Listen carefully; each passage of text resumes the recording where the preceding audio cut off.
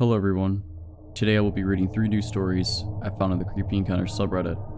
So sit back and get comfy, because tonight we will be experiencing the horrifying stories from these 3 users. These are the stories.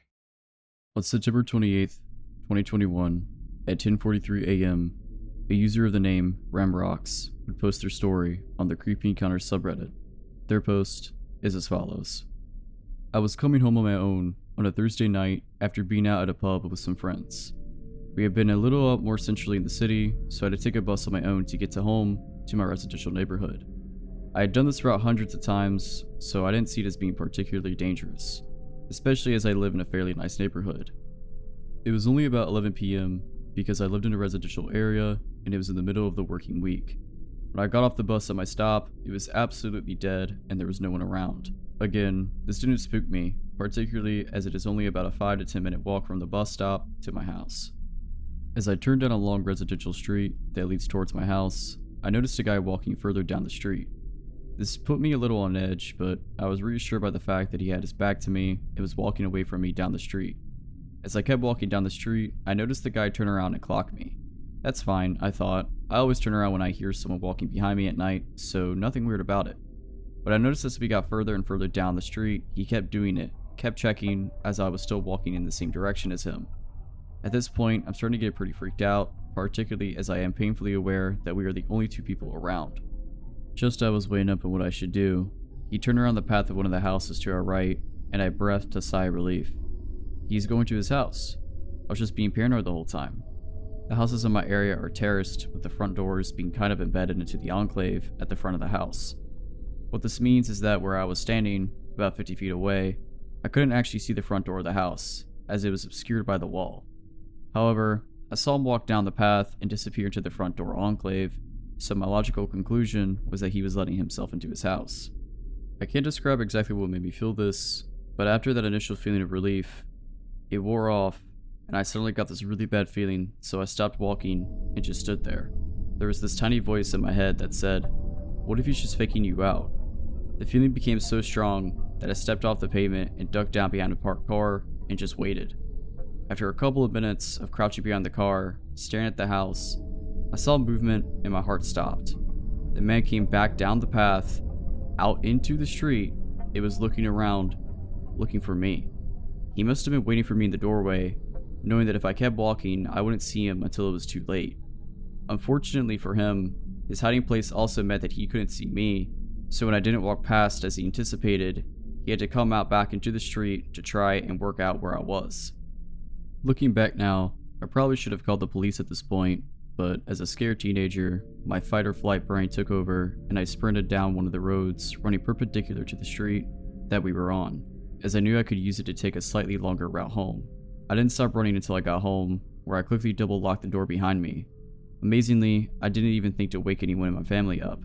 I literally just went to bed and then woke up the next morning and went to school. On February 4th, 2020, at 3:44 p.m., a Reddit user would post their terrifying story that happened at night. Their post is as follows. When I was probably 13, my family and I were on our way home from a Wednesday night church service. My mom was in the driver's seat and was behind her in the back.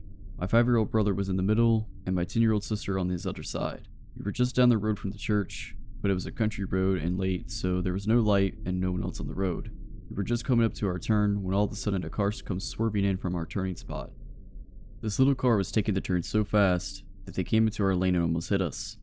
We swerved as they tried to get in their own lane before we collided.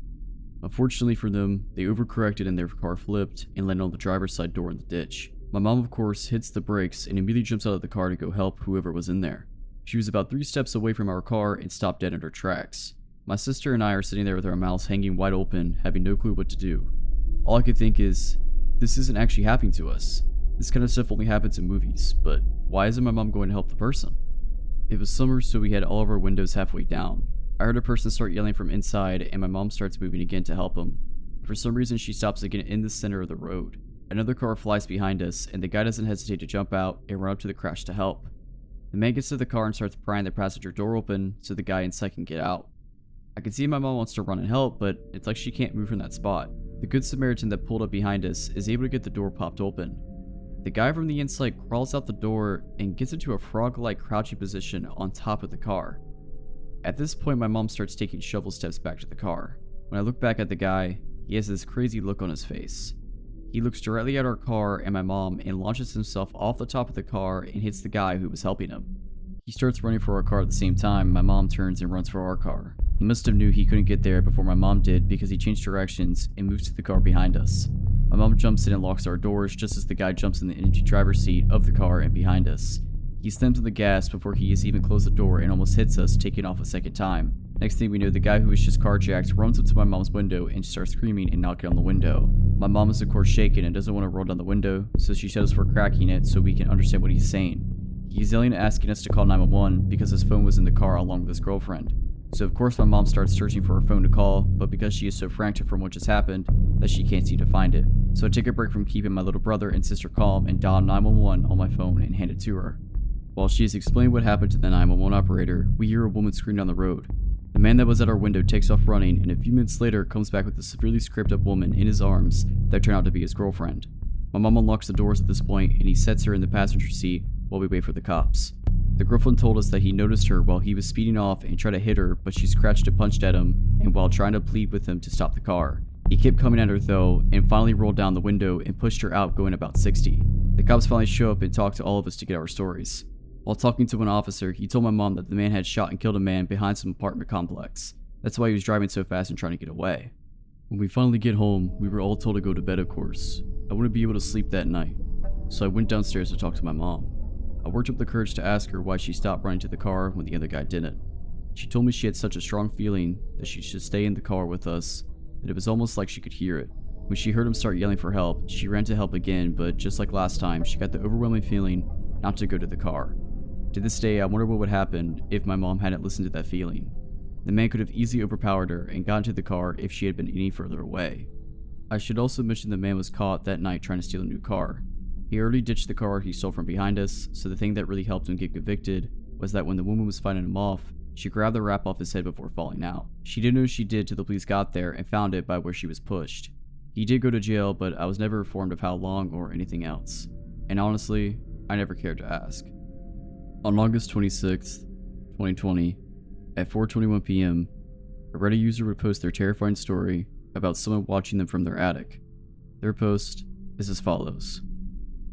So I moved into a duplex with my ex about 3 years ago in what we thought was a safer part of the city. One of our neighbors, Amber, works at the duplex rental office and her husband, Ed, was at the time fresh out of prison. Later would see all the tattoos, and had been doing and continues to do landscape work for the rentals like mow the lawns, cut down trees, etc. Other than that, he is home mostly doing odds and ends things, like tinkering with his mower or truck or something. They both are super nice people, very kind and loving towards each other and always offer to help out. We have smoked weed together a few times, Ed smokes more than Amber, and have talked all about things, so I thought I could trust them and felt very safe being their neighbor. I once mentioned how sometimes when I'm home alone, I hear steps in the attic over my room and what sounds like a chair being dragged. How sometimes the noise follows me around the house and always freaks me out to the point of calling someone just to feel a little safer until the noise has died down. Ed goes, "What, you think we're spying on you?" In a laughing way, but it creeped me out a little.